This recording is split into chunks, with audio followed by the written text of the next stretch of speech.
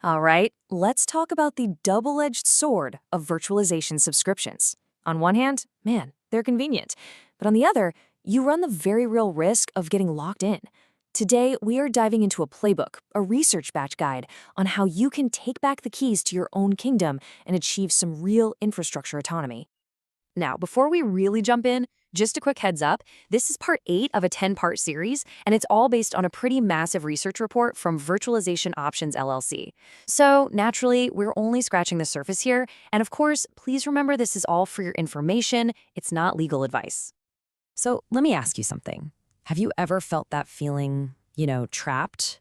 Maybe a vendor hits you with a surprise price hike, or forces an upgrade you don't want. Or maybe it's just that little knot in your stomach wondering what would happen if a payment got delayed.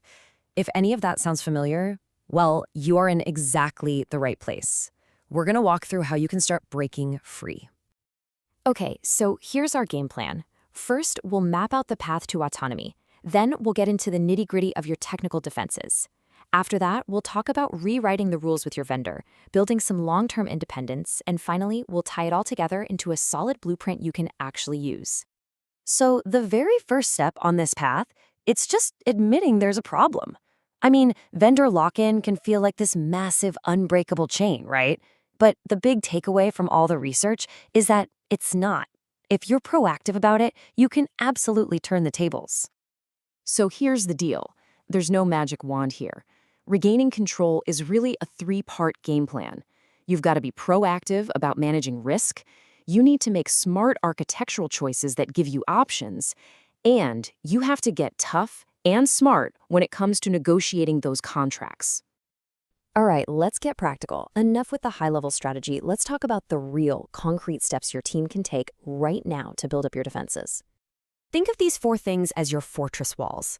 First, strong access controls. That's just basic blocking and tackling. Then, you need rock-solid patch management to close any doors a vendor might try to use for leverage. Third, network segmentation. Using things like microsegmentation to put up firewalls between your VMs. And last, but maybe most important, independent backups. This is your ultimate escape hatch. And I really want to zoom in on this idea of an escape path. We're not just talking about any old backup here. We're talking about creating backups that are completely vendor neutral, stored in a way that lets you restore them on a totally different platform if you need to bail out. It is quite literally your insurance policy against being held hostage. And this picture, this is the goal. This is what we're aiming for. Instead of all your data getting squeezed through one single vendor choke point, you build an architecture that has multiple routes. It's not just about good design, it's a strategic move. See, when you have options, you have power, you have leverage. Okay, so we've shored up our tech. That's fantastic. But it's only half the story. Now we have to talk tactics. You have to rewrite the rules of engagement with your vendor. And that, my friends, happens at the negotiation table. I want you to burn this quote into your brain because it is the absolute truth. Your power, your leverage is at its highest point before you've signed on the dotted line, before your entire operation is tangled up in their ecosystem. The second you're all in, your bargaining power just nosedives. So when you're sitting at that table, these are your non-negotiables. You've got to lock in price caps to avoid that painful sticker shock later. You need guaranteed access to security patches. Your security should never be a bargaining chip. And get those grace periods in writing. You don't want a simple billing error to shut you down. And maybe most important of all, define the exit ramp. What help will they give you if you decide to leave? And this is a choice you face all the time, right? Those proprietary features, they're always so tempting. They look so shiny. But every single one you adopt is just another link in the chain locking you in. Sticking with open standards? Well, that's a direct investment in your own freedom. It keeps that escape path wide open. Okay, so beyond the quick fixes and the contract language, real freedom isn't a one-and-done deal. True autonomy needs a long-term vision. It's about deliberately changing your company's entire posture over time.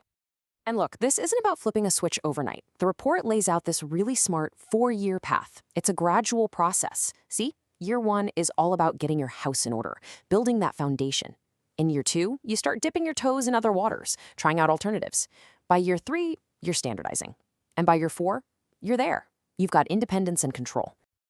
And this might be the biggest power move of them all. It's not just about the tech, it's about your people.